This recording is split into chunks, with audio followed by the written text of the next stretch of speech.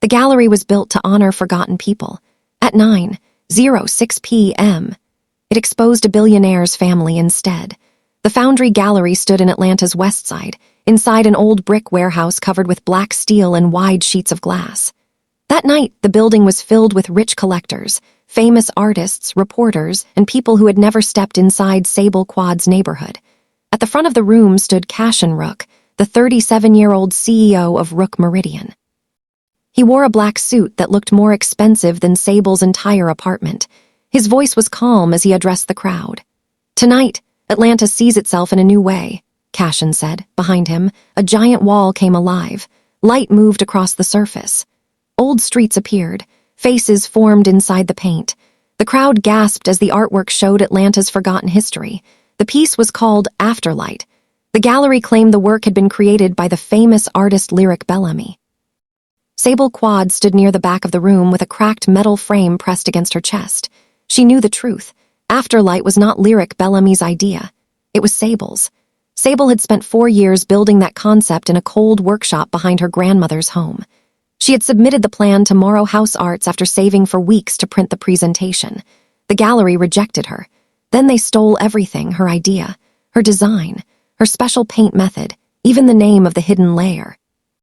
Sable had planned to confront the gallery quietly. She had not planned for the wall to recognize her. When the lights shifted, Sable stepped toward the artwork. A small panel near the base of the wall reacted to the warmth from her hand. The paint began to change, the faces disappeared. A hidden line of writing appeared across the wall, created by Sable Quad. The crowd went silent. Another line appeared. Benton Quad, witness. Rook stopped breathing. Benton Quad was Sable's father. The date was the year Cashin's mother died. Cashin turned toward Sable. "Who are you?" Cashin asked. Sable held his gaze.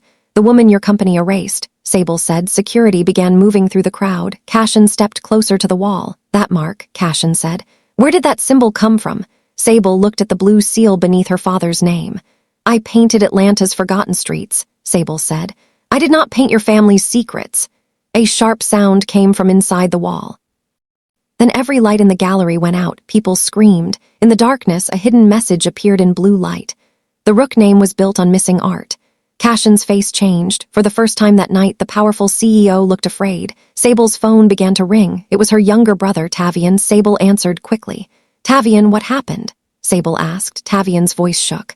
"Grandma is safe at Miss Della's house," Tavian said. "But someone broke into the workshop." Sable's grip tightened around the phone.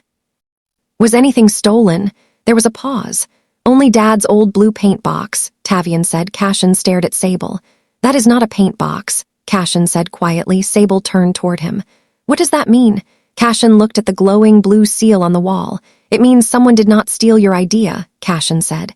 "Someone stole the evidence hidden inside it." Sable could answer. The gallery doors slammed shut.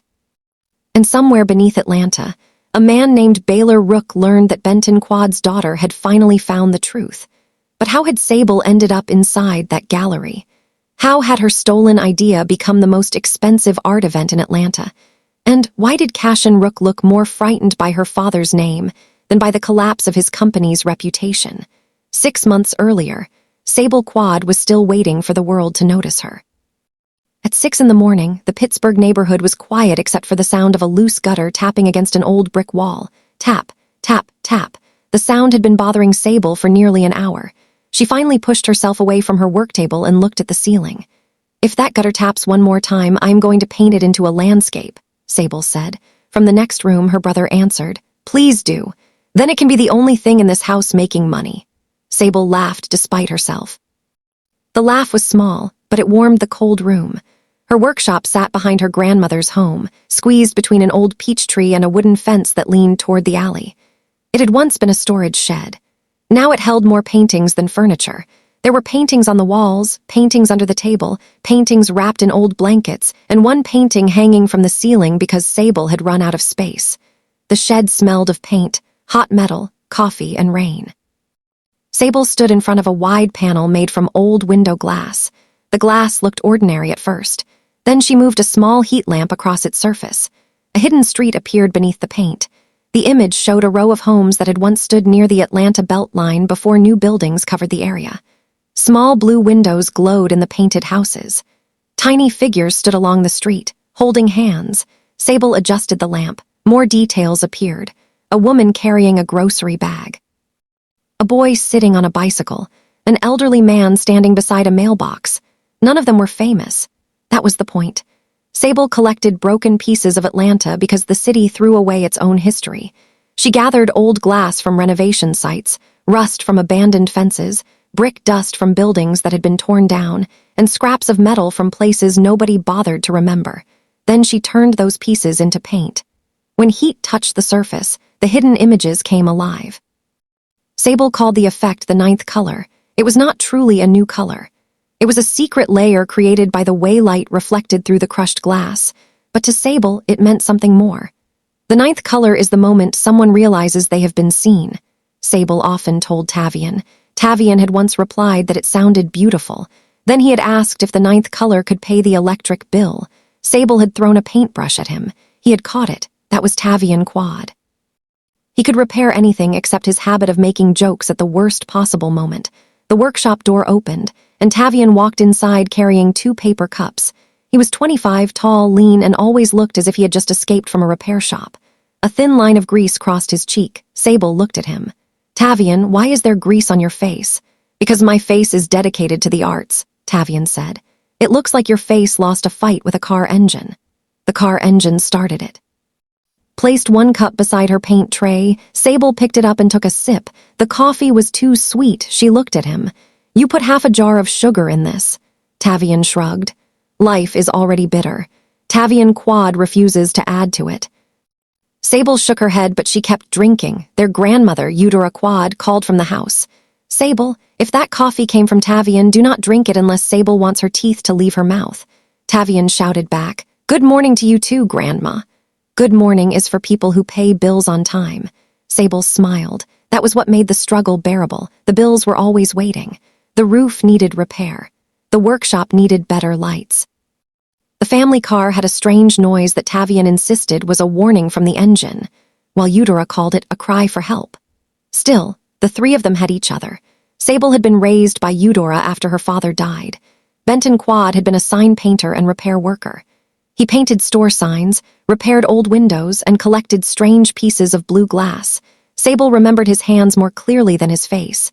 His hands had always been covered in color, blue paint beneath his nails, red paint along his wrist, gold dust on the sleeves of his work shirts.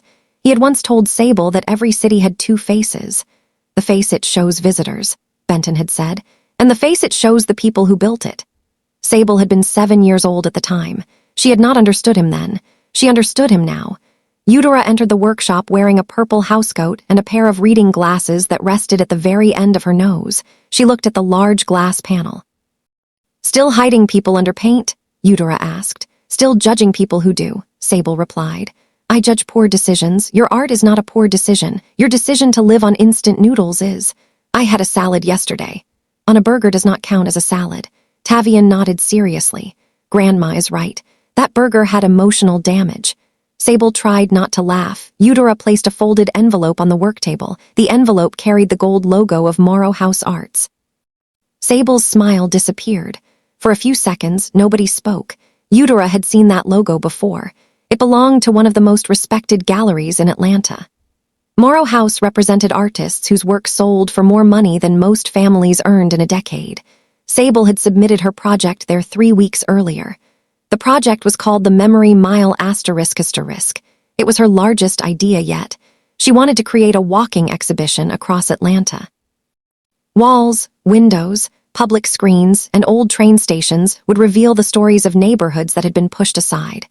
The project would use her layered paint, heat-sensitive panels, and sound recordings from local families. No single person would own the memories. The neighborhoods would own them. Sable had spent 4 years working on the proposal.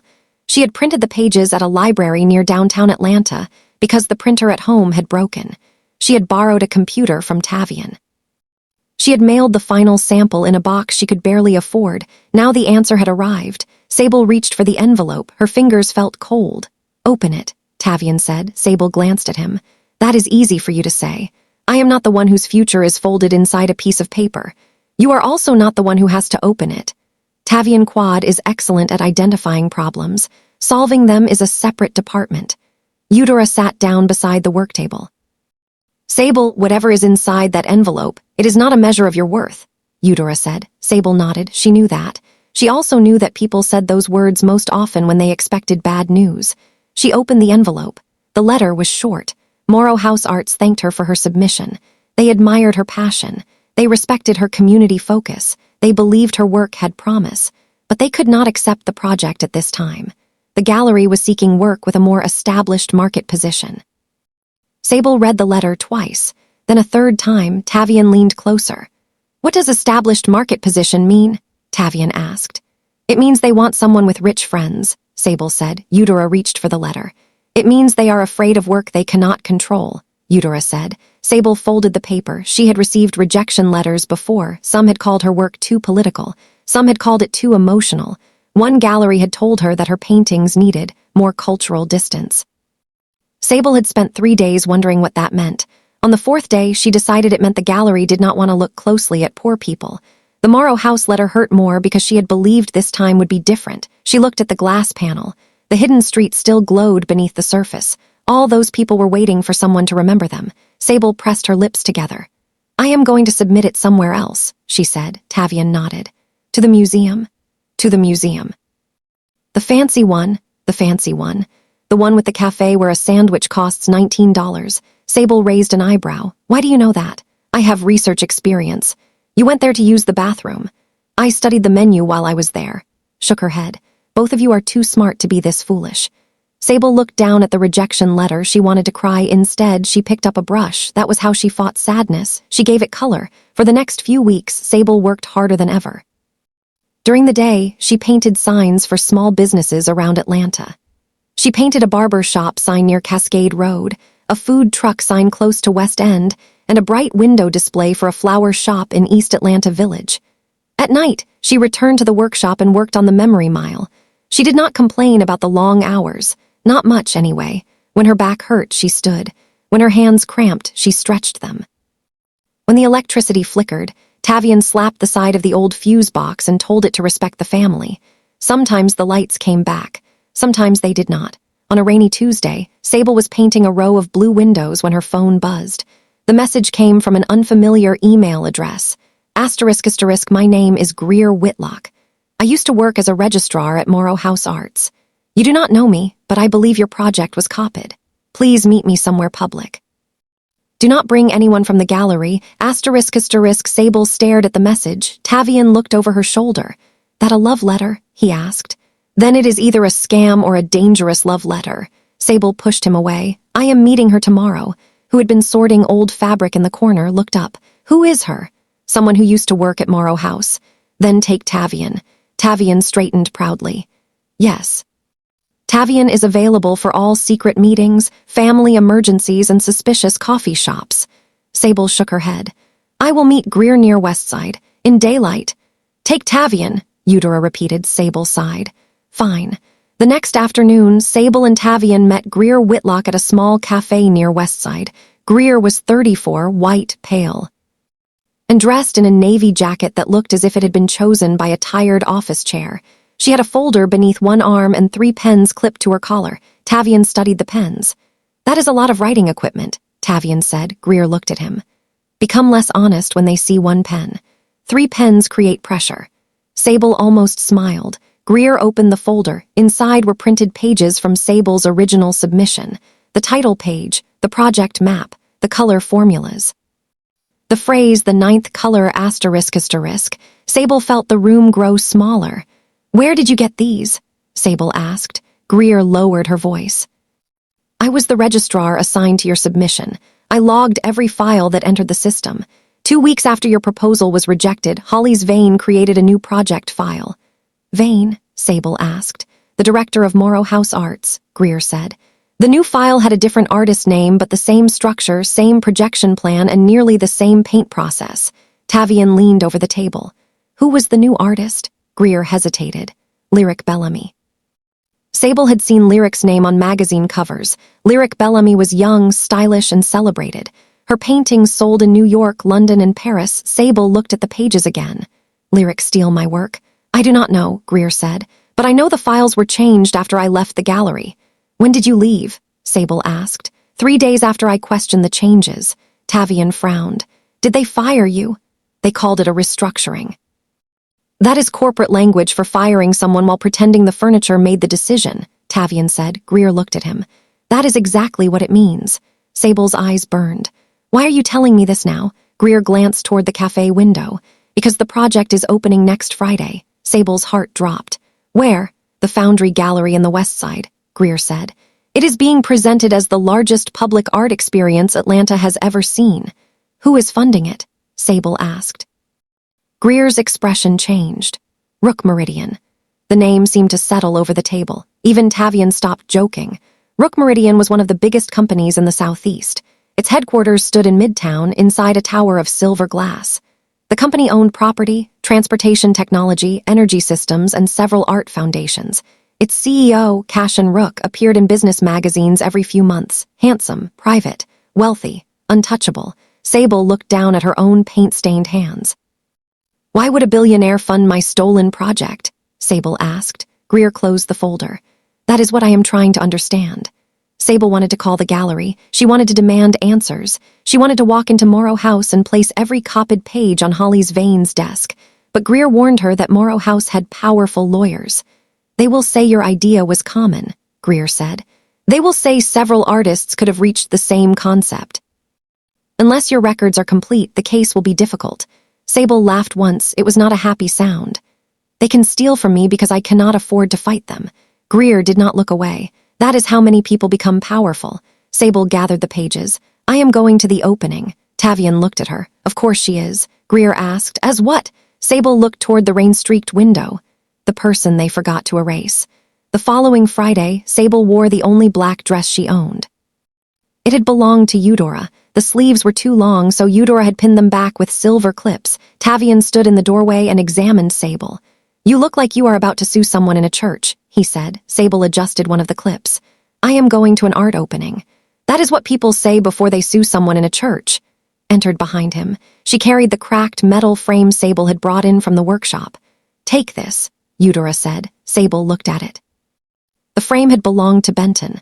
The glass inside was broken, but a thin blue line remained across one corner. Sable asked. Because your father carried it everywhere, Eudora said. He said broken things still held light. Sable ran her fingers over the frame. For 1 second, she remembered Benton standing beneath a street lamp, blue paint on his hands, then the memory faded.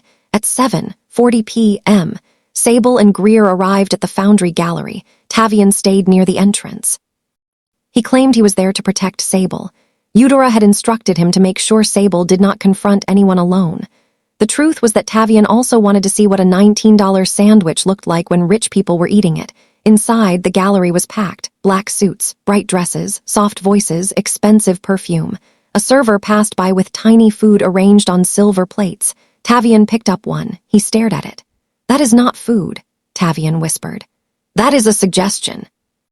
Sable tried not to laugh. Then she saw the wall. It stretched across the center of the gallery, almost 20 feet high. The surface looked like dark stone. A spotlight moved across it slowly. An old Atlanta street appeared, then another. Faces formed in the walls. The audience gasped. Sable felt something inside her break. It was beautiful. It was hers. Every detail was familiar. The layering, the movement, the hidden faces. The way the images appeared beneath the surface when the light reached them. Sable looked at the title printed beside the wall. A new public memory project by Lyric Bellamy. Her breathing became shallow. Lyric stood on the stage near Holly's Vane. Holly's held a microphone and smiled as though he had discovered the cure for sadness. We wanted to create an experience that belongs to every citizen, Holly said. Lyric's vision allows forgotten communities to become part of Atlanta's future. Sable moved forward. Greer caught her arm.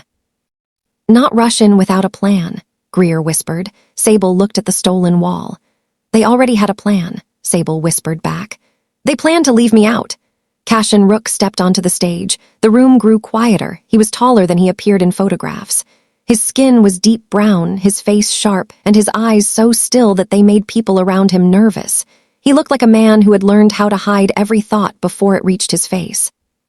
Rook Meridian is proud to support a project that gives Atlanta a chance to remember itself. Cashin said. Sable stared at him. The billionaire did not look like a man who understood what it meant to be forgotten. Hollis raised his glass to afterlight.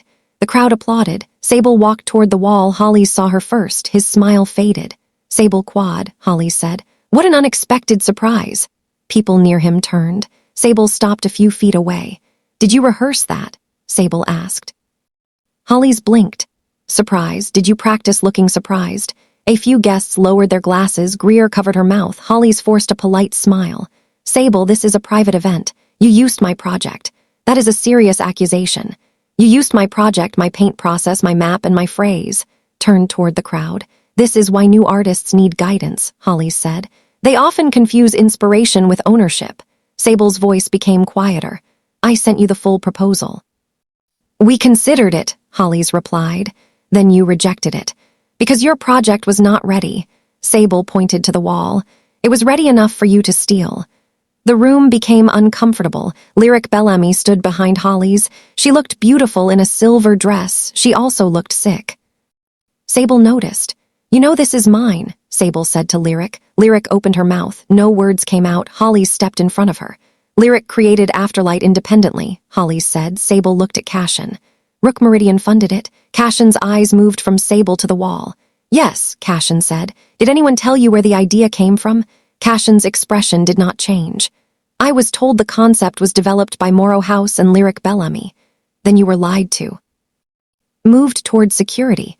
Please escort her out. Sable stepped closer to the wall. The cracked metal frame pressed against her side. A spotlight shifted. A panel near the bottom of the wall began to shimmer. Sable placed her hand against it. The warmth from her palm moved through the surface. The painted street vanished. The crowd gasped. A line of blue writing appeared, created by Sable Quad. Went pale. Another line appeared beneath it. Benton Quad, witness, stopped moving. He stared at the name as if it had reached out of the wall and touched him. Sable looked at him.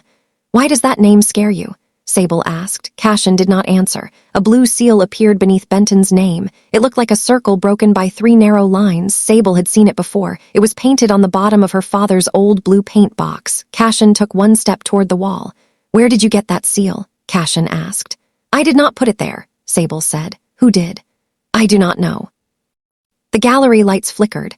A low sound moved through the wall. Then the lights went out. Someone screamed. The emergency lights failed a second later. In the darkness, the blue seal remained visible. A new message appeared across the wall. The Rook name was built on missing art. Nobody spoke. Then Cashin's phone rang. He looked at the screen. His face became colder. Sable's phone rang at the same time. She answered. Tavian, what happened? Sable asked. His voice was low. Grandma is safe, Tavian said. Miss Della took her across the street when the back door alarm went off. Sable's heart pounded. What happened at the workshop? Someone broke the lock. Anyone hurt? No, Tavian said, but they searched everything. Looked toward the dark gallery. Did they take anything? Tavian hesitated. Dad's old blue paint box is gone. Sable closed her eyes. The box had been in the family for decades. Benton had never allowed anyone to open it. Sable had assumed it held paint brushes, old coins, and dried pigment. Cashin stood close enough for her to hear his voice. That is not a paint box, Cashin said. Sable turned toward him. What does that mean? Cashin looked at the blue seal glowing on the wall. My father had one like it, Cashin said. Sable's breath caught. Your father knew mine. Cashin's eyes darkened. Benton Quad worked for my family. What? Cashin looked at the sealed gallery doors. Something my family does not want remembered. A sharp click came from the wall. The blue seal spread across the surface like ink in water. Behind them, the doors finally opened. But no one moved. Outside, police lights flashed against the wet Atlanta streets. Inside, Sable realized that her stolen artwork had not exposed only a gallery's dishonesty. It had opened a door into the Rook family's past, and someone had already taken the first piece of evidence. If Sable wanted her work back, she would have to uncover why her father had been connected to Cashin Rook. But if Cashin was telling the truth, the question was even more dangerous. Who had Benton Quad been afraid of? Sable stared at him. Who was my father afraid of? Sable asked. Cashin's jaw tightened. Family, Cashin said. And somewhere in Atlanta, Baylor Rook was waiting for the lights to go out again. My family. Cashin Rook's words hung in the dark gallery. Sable stared at him. Outside, police lights flashed through the tall windows. Red and blue colors slid across the faces of the guests. The artwork behind them had gone still, but the message remained glowing on the wall. The Rook name was built on missing art. Vane stood near the stage, sweating through his expensive jacket. That message is part of the malfunction, Holly said. Someone tampered with the system. Whitlock turned toward him. Then the system has very strong opinions about your business practices, Greer said. Holly's glared at her. Security officers moved closer to Sable. Cashin raised one hand. Everyone stays where they are, Cashin said. His voice was quiet, but the officers stopped. Sable held the cracked metal frame against her chest. Cashin, what did your family do to my father? Sable asked. Cashin looked at the wall. I do not know everything. That is not an answer. It is the truth. Truth usually has more words than that. Tavian's voice came through Sable's phone. Sable, the police are outside the workshop, Tavian said. They want to ask questions, but Grandma is telling them the gallery can ask questions after paying the family's electric bill. Eudora's voice could be heard in the background. Tell them to write their questions down and place them under the door. Sable closed her eyes for a moment. Even during a crisis, Eudora Quad refused to lose an argument. Sable opened her eyes and looked at Cashin. Stay away from my family, Sable said. Cashin's expression tightened. That is exactly what I am trying to prevent. You do not get to protect people from problems created by your family. I know. Do you? Cashin looked toward the blue seal. For the first time, his perfect control slipped. I know more than I did 10 minutes ago, Cashin said. Sable wanted to demand every answer. She wanted to ask why Benton's name had appeared on the wall. She wanted to know who had taken the blue paint box. She wanted to know why Cashin looked as if he had seen a ghost. But the gallery was full of cameras. Holly's was already whispering with his lawyers. And Lyric Bellamy stood behind the stage with tears in her eyes, looking at Sable as if she wanted to apologize but did not know how. Sable turned away. Greer, take pictures of everything, Sable said. Greer lifted her phone. Already done. Tavian, get Grandma home. Working on it. Sable looked back at Cashin. Not come to the workshop.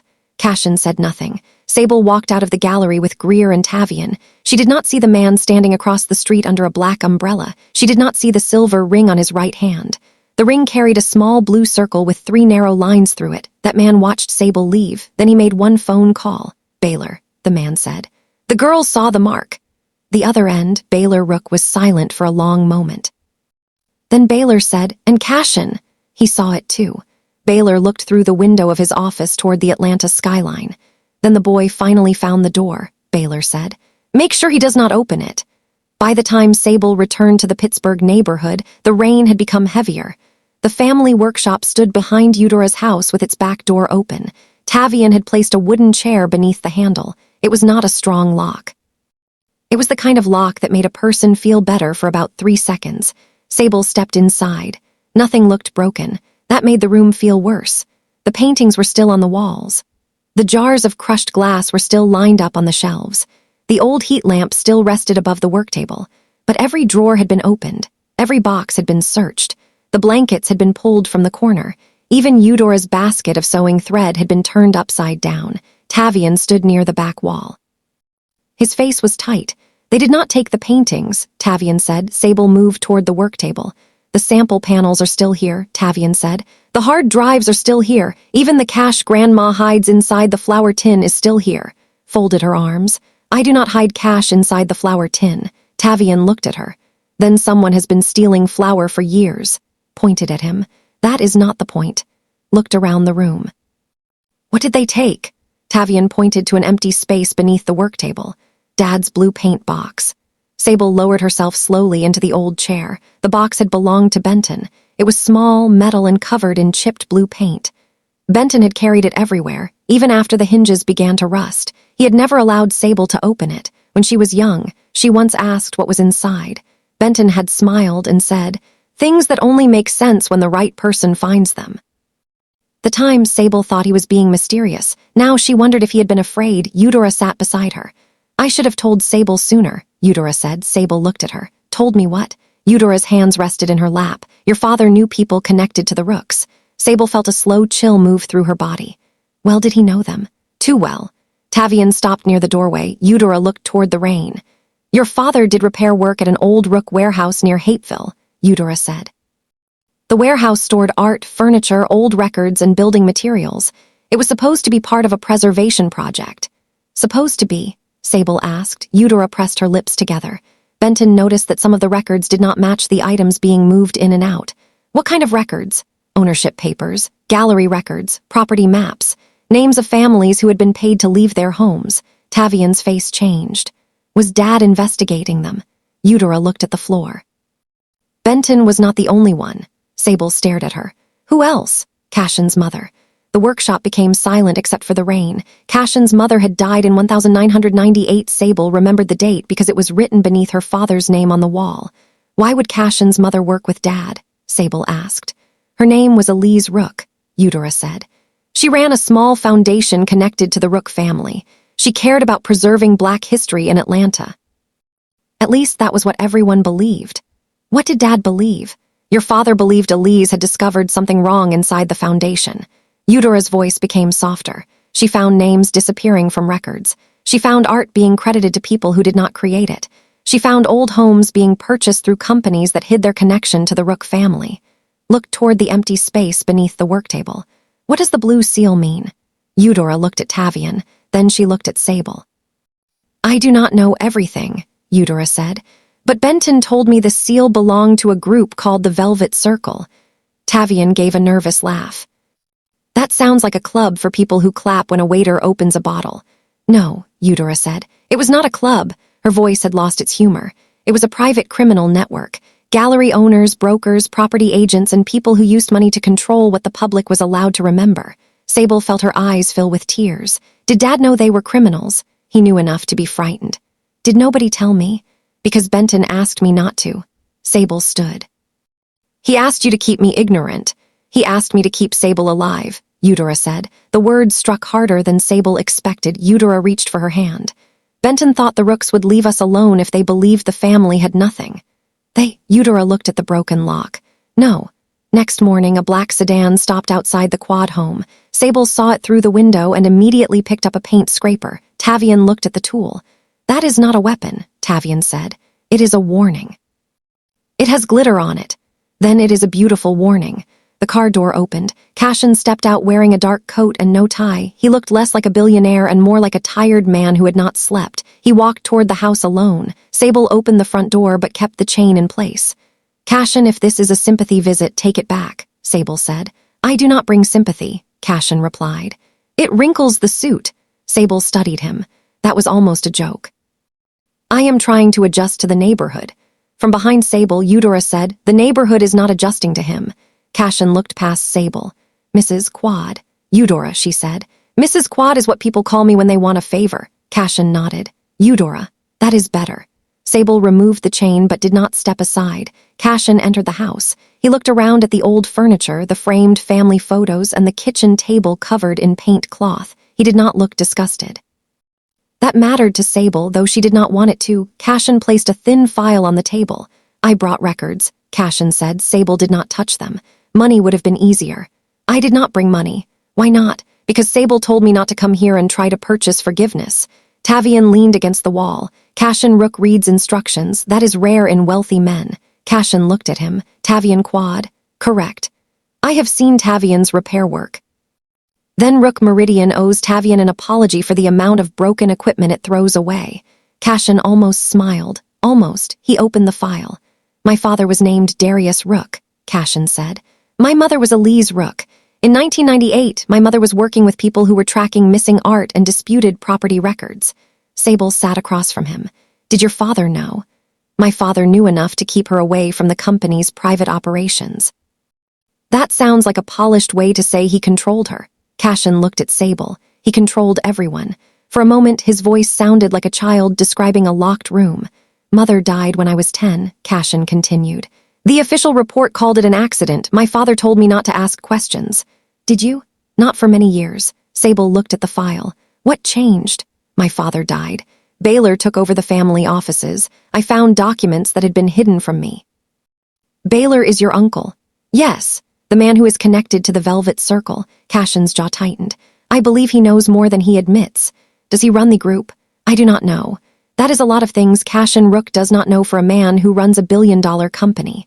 Cashin accepted the criticism.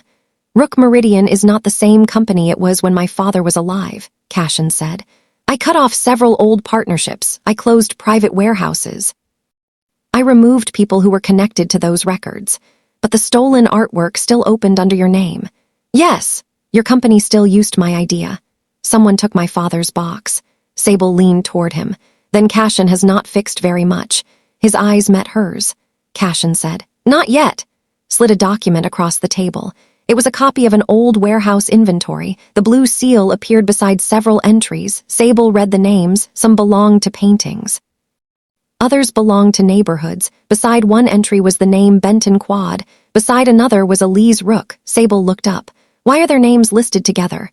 "I do not know," Cashin said. "That is why I need the box." Sable pushed the document back. Cashin needs the box. Sable needs answers. Then we want the same thing. No, Cashin wants information. Sable wants justice. Cashin's gaze held hers. Those two things may be connected. Greer arrived 20 minutes later. She had spent the morning comparing the pages from Sable's original submission with the files Morrow House had used. Greer placed a laptop on the table. The original file was downloaded from Morrow House's internal system 2 days after Sable submitted it, Greer said. "Whom?" Sable asked. Greer turned the screen. The access code was incomplete. Only 3 letters remained. BRK. Tavian frowned. "Could that stand for badly run kitchen?" Greer shook her head. "It was an administrative code." Cashin studied the screen. "Baylor Rook," Cashin said. The room went still. Sable looked at him. "Cashin thinks his uncle stole my work. I think the access code was assigned to an office connected to him. That is not the same thing." "No," Cashin said. "It is not." Greer closed the laptop. "There is another problem. The old Hateville warehouse is scheduled for clearance in 2 days." "What does that mean?" Sable asked. "Records are being moved or destroyed," Greer said. Cashin stood. "Then we need to go there today." Sable crossed her arms. "Who is we?" "Everyone with a reason to know what is inside." Tavian raised one hand. "Is lunch included?" Cashin looked at him. "Yes." Then Tavian is emotionally prepared.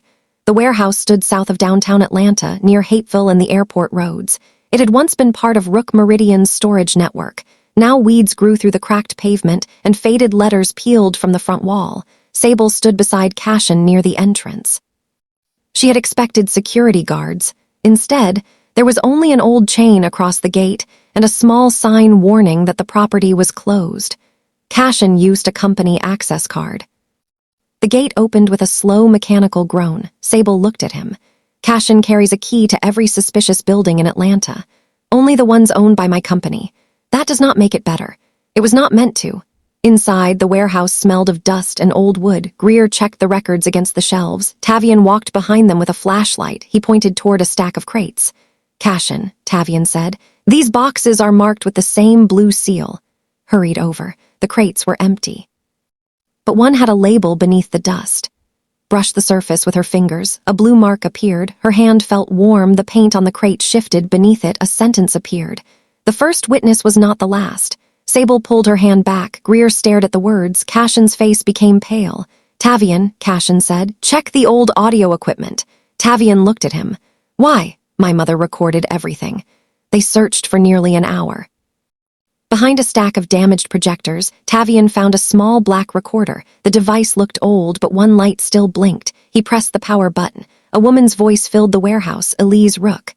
"Benton, the blue seal is not a signature," Elise said in the recording. "It is a warning." The recording crackled, then Benton's voice answered. "What happens if they find out we know? They will try to make the records disappear," Elise said. "The girl," there was a pause. "Sable must never be involved."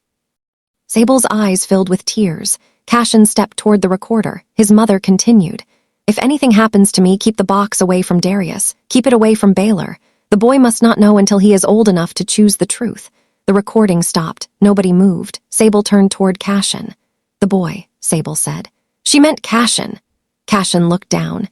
He was no longer the powerful CEO from the gallery. He was a 10-year-old boy whose mother had left him a secret instead of an explanation.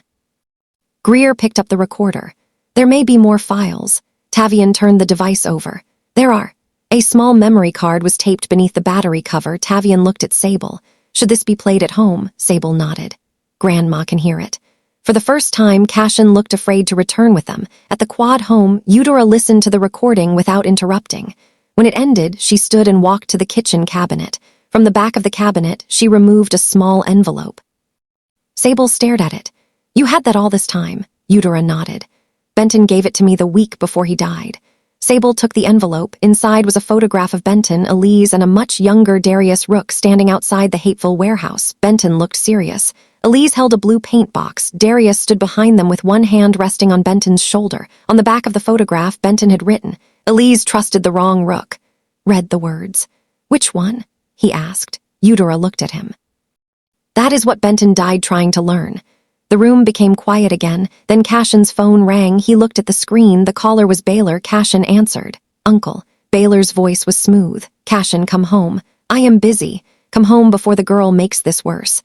Cashin's eyes moved toward Sable. "What did Baylor call her?" Sable asked. Baylor heard her. "Miss Quad," Baylor said. "Your father should have left old stories buried." Sable stepped closer to the phone. Benton did not bury stories. He painted them. Baylor laughed softly. Then perhaps Sable should learn that paint can be covered. Cashin ended the call. The silence that followed felt heavier than the one inside the gallery. Sable looked at him. Cashin said he was trying to protect my family. "I am. Then stop hiding things." Cashin nodded. "I will." For the next several days, Cashin stayed close to the investigation. He did not move into the Quad home or pretend to belong there. He met Sable and Greer in public places. He gave them access to records. He answered questions even when the answers damaged his family. And to Tavian's disappointment, he did not bring a private chef. One evening, Cashin arrived at the workshop with a paper bag. Tavian looked inside.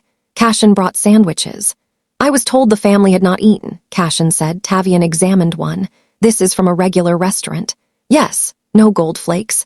"No, no food shaped like a building." "No," Tavian nodded. Cashin may be learning. Sable sat at the work table reviewing old documents. Cashin placed a coffee beside her. She took a sip and frowned. "Cashin drinks coffee without sugar." "I do. That is not a personality. I did not say it was. It tastes like a punishment." Cashin took the cup. "I will remember that."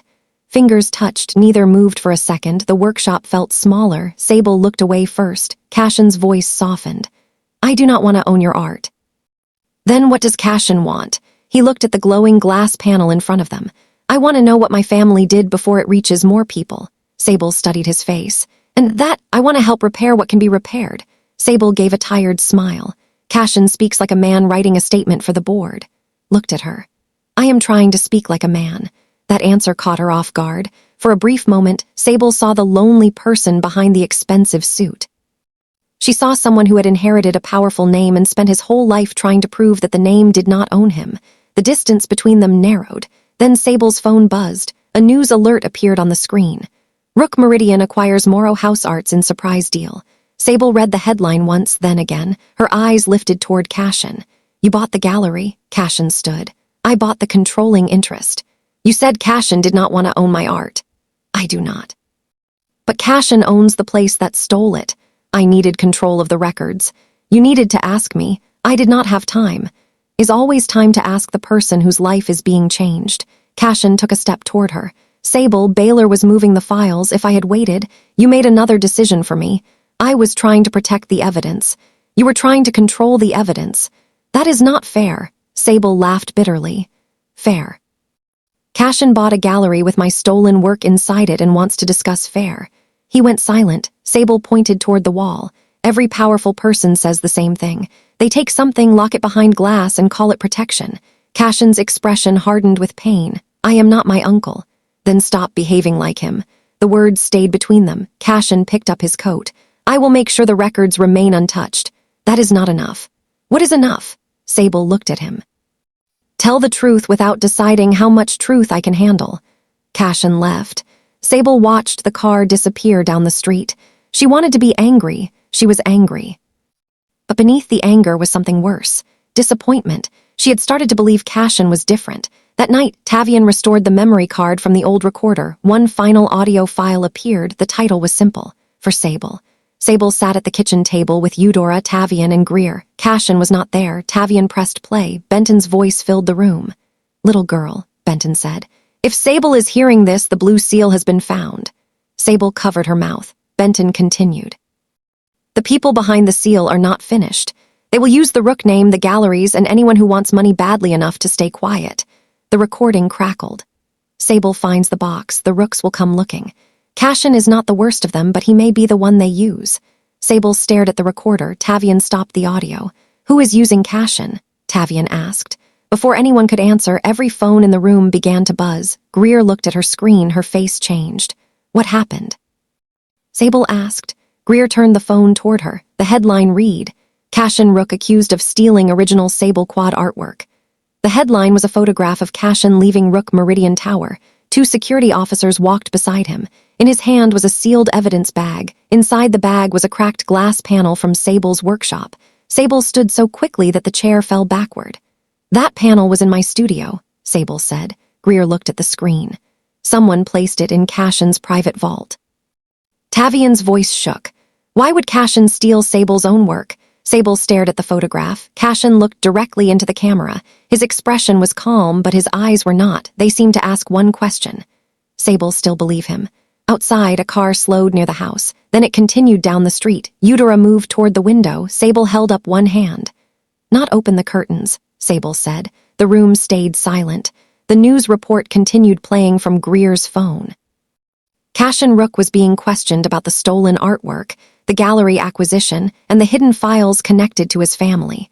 The report claimed that new evidence had been found in his private office, evidence linking him to the theft, evidence linking him to Sable. Sable looked at the old recorder. Benton's voice still echoed in her mind. Cashin is not the worst of them, but he may be the one they use. Then another message appeared on Greer's phone. It came from an unknown number. The box is only the beginning. Looked toward the dark window. For the first time, she wondered if Cashin had betrayed her, or if someone had designed the entire trap to make her believe he had. And somewhere inside Rook Meridian Tower, Baylor Rook was watching the news with a quiet smile, because Cashin had finally been pushed into the open, and Sable Quad was about to learn that the truth could destroy the person she was beginning to love. The headline remained on Greer Whitlock's phone. Cashin Rook accused of stealing original Sable Quad artwork. Sable stared at the photograph below it. Cashin stood between 2 security officers outside Rook Meridian Tower. In his hand was a clear evidence bag. Inside the bag was a cracked glass panel from Sable's workshop, the same panel that had disappeared after the gallery blackout, the same panel that carried the hidden blue seal. Tavian looked from the phone to Sable. Please tell me that picture is fake, Tavian said. Greer shook her head. It was published by 3 different news outlets. Walked toward the window but did not touch the curtain.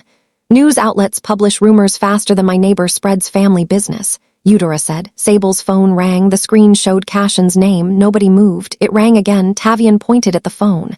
That is either a confession or a very expensive apology, Sable answered. Cashin, Sable said. His voice sounded tired. Sable, I did not steal your panel. Then why was it in Cashin's private vault? Because I put it there. The kitchen went silent. Sable's hand tightened around the phone. Cashin put my artwork in his vault. Yes. Without telling Sable. Yes. Buying the gallery that stole it. Cashin paused. Yes. Sable closed her eyes. Cashin has a talent for making one sentence worse every time he speaks. I know. Then explain. Cashin took a breath. After the blackout, the gallery staff began moving materials out through the service entrance. I saw one of the crates. It contained a glass panel from your workshop. I did not know who had placed it there, so I ordered my security team to take it to a private vault. Did Cashin not call me? I did not know who I could trust. Sable was supposed to trust Cashin while Cashin hid evidence from her. No. His answer was so quick that Sable stopped. Cashin continued. I made the wrong choice. I thought I could protect the panel until I understood what was happening. Instead, I gave Baylor a chance to accuse me of stealing it.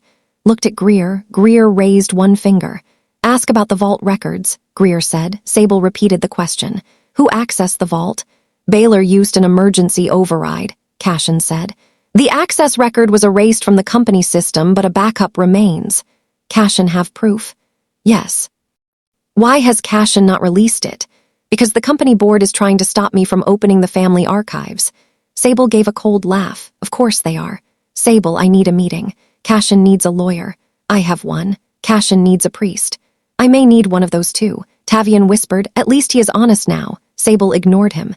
Cashin can come here, Sable said. No bodyguards, no lawyers, no secret files hidden inside another secret file. I will come alone. Cashin will tell the truth. Yes, even if the truth destroys Rook Meridian. Cashin was quiet for a moment, especially then. The call ended. Sable placed the phone on the table. Eudora looked at her. Not let a handsome face confuse the truth, Eudora said. I am not confused. Leaned against the counter. Sable is confused. Sable turned toward him. Tavian. I am only saying that Cashin looks like the kind of man who could apologize and make a person forget why they were angry. Nodded. That is how expensive suits work. Hours later, Cashin arrived at the quad home. He came without a driver, without security, and without the polished confidence he had worn at the Foundry Gallery. His coat was damp from the rain. Sable noticed that he carried nothing except a thin folder. Flowers? Tavian asked from the doorway. Cashin looked at him. Would flowers help? No, but they would be funny. Cashin entered. Eudora sat at the kitchen table with her arms folded. Greer had opened her laptop. Sable stood near the window. Cashin placed the folder on the table. The panel was transferred to the vault at 10:22 p.m., Cashin said. I ordered it secured under my personal authority. Sable faced him. Why did the news report say Cashin was accused of stealing it? Because Baylor leaked the vault images. Could Cashin have stopped that?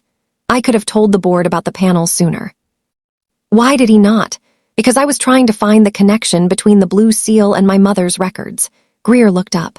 Cashin was trying to solve the mystery alone. I was trying to keep the information from reaching the wrong people. Sable folded her arms. Cashin keeps saying that as if secrecy becomes noble when rich people do it. Expression tightened. It does not. That answer softened the room for half a second. Then Sable noticed the folder. What is inside? A resignation letter, Cashin said. Tavian blinked. Cashin is resigning from the company, from executive control. Sable stared at him. Why? Because I cannot investigate Rook Meridian while pretending the company belongs to me. Greer reached for the folder. The resignation public? Not yet. Then it is not a sacrifice, Greer said. It is a draft. Cashin looked at her. Greer continued. Public statements matter more than private promises. Cashin nodded slowly. Then I will make it public today. Sable studied him. Cashin does not need to do that for Sable. I am not doing it for Sable alone. Opened the folder. The first page showed a contract from Morrow House Arts. Greer read it quickly. Her expression became hard. This is worse than simple theft. What is it? Sable asked. Greer turned the page. Morrow House included a hidden rights clause in the project agreement. The gallery had permission to collect public reactions to the artwork and use the information for future commercial projects. Sable looked at Cashin. Public reactions? Movement patterns, Cashin said. Which images held people's attention? Which neighborhoods gathered around specific memories? Which parts of the project caused strong emotional responses? Sable stepped away from the table. They turned people's memories into a product. Cashin nodded. I shut down the collection system after the gallery opening. It had already started. Yes. Sable touched the cracked frame in her hands. The faces inside her art had never been data to her. They were people, they were homes, they were names. Greer placed the contract back on the table. The public deserves to know. Sable looked at Cashin. Then the public will know everything. Cashin met her eyes. Everything. Your father, your uncle, the gallery, the stolen work, the data collection, my father. His face became pale. If the truth comes out, Rook Meridian may collapse. Then perhaps it was built on the wrong things. Cashin looked down. I agree. That afternoon, Sable called every artist Greer had identified in Morrow House's old records. Some artists did not believe her. Some were afraid. One woman said she had been fighting the gallery for 6 years and was tired of being called difficult. Another said the gallery had used her photographs in a luxury hotel campaign without credit. A sculptor named Darnell Price said his public design had been placed on a new building while he remained unable to pay rent. By sunset, 12 artists had gathered in the quad workshop. The room was too small, so people stood near the door and along the fence outside. Tavian brought out folding chairs. He had found them beside a church hall. Nobody asked whether he had permission. Eudora served sweet tea in paper cups. Greer placed copies of the evidence on the work table. Sable stood before the group. Morrow House did not only steal from Sable, Sable said. They stole from many people. They took ideas, names, images, and stories. Then they placed them behind expensive walls and called themselves generous. A woman near the back raised her hand. What can artists do when the gallery has more lawyers than the artists have money? Greer answered. Stand together. Preserve every record. Share ownership documents. Use public witnesses. Do not allow anyone to isolate one artist. Tavian lifted his cup. And never send the only copy of anything through regular mail. Looked at him. That advice would have helped 4 years ago. I am growing. A car stopped outside. Everyone turned. Lyric Bellamy stepped out. She wore a long coat and no makeup. Her usual magazine-perfect image had disappeared. She looked nervous. Sable walked toward the door. Lyric stopped several feet away. "I should not be here," Lyric said. Sable replied. "Lyric should have been here 4 years ago." Lyric accepted the words. "I know." She took a sealed envelope from her coat. "Hollies gave me the project after Morrow House rejected Sable. He told me the idea belonged to the gallery. He said the gallery had paid for development and that Sable had no legal claim." Sable's face tightened. Lyric believed him. At first. Then what changed? "I found the original files." Lyric looked toward Greer. She had saved copies of the version history. Every change carried Sable's name. Greer took the envelope. Why did Lyric stay silent? Lyric's eyes filled with tears. "Because Hollies threatened to cancel my contract. I was afraid of losing everything." Looked at the artists around the workshop. That fear helped them keep doing it. "I know," Lyric said. "That is why Lyric is here now." She stopped and corrected herself. "That is why I am here now." Sable watched her closely. "Will Lyric speak publicly?" "Yes, even if the art world turns against her." "Yes," Tavian whispered to Greer. "She just used her own name like a witness in court." Greer whispered back, "Fear makes people strange." Looked at Lyric. "Then Lyric can stand with the artists." Lyric nodded. For the first time, the room felt less like a workshop and more like the beginning of something large. Viewers who believe Sable deserves her name on her own work can comment, credit. A like and subscription will support more stories about artists, families, courage, and second chances. But Sable's fight is no longer only against a gallery. The next truth will reach the Rook family itself. The following morning, Cashin opened the old Rook archive. He did it in front of Greer, an independent attorney, and 2 members of the company's board. The archive was inside Rook Meridian Tower, 3 floors below the executive offices. It held paper ledgers, photographs, shipping records, property documents, and old recordings. Cashin walked through the shelves like a man moving through a family cemetery. Greer compared the blue seal to the inventory pages. "Look at this," Greer said. A storage entry from 1998 carried the code, Q998. The location was not the Hapeville warehouse. It was an archive room inside Morrow House. Cashin's face hardened. "They moved the box after my mother died." Greer pointed to another line. "Here, the box was classified as a private recovery item." "Private recovery," Cashin repeated. "That means stolen property." The attorney opened a locked cabinet. Inside was a metal case covered in dust. A blue mark appeared beneath the dust. Sable's family paint box. Cashin did not touch it. He stepped back. "Greer should open it," Cashin said. Greer looked at Sable, who stood beside the archive door. Sable nodded. The box contained 3 items, a small cassette recorder, a folded list of names, and a glass strip painted with the blue seal. Greer placed the cassette into a modern player. Benton Quad's voice filled the room. "If this box is found, the people who took it have failed to erase everything." Sable held her breath. Elise Rook spoke next. "The seal was used to mark works and properties that were being moved without proper credit or consent." Benton continued. "Darius knew, Baylor knew. They called it preservation, but they were using the foundation to take control of other people's history." Cashin looked at the floor. His mother's voice returned. "Cashin is still a child. If he learns the truth too soon, the family will use him against us. But if he becomes old enough to choose, he must choose in public." The recording ended. Nobody moved. Cashin looked at Sable. Mother knew this day might come. "She knew Cashin would have to choose," Sable said. He nodded. "Cashin is choosing now. I am. Even if it costs the company. Yes. Even if it costs the family name. Yes. Even if it costs Cashin." His eyes held hers. "Especially me."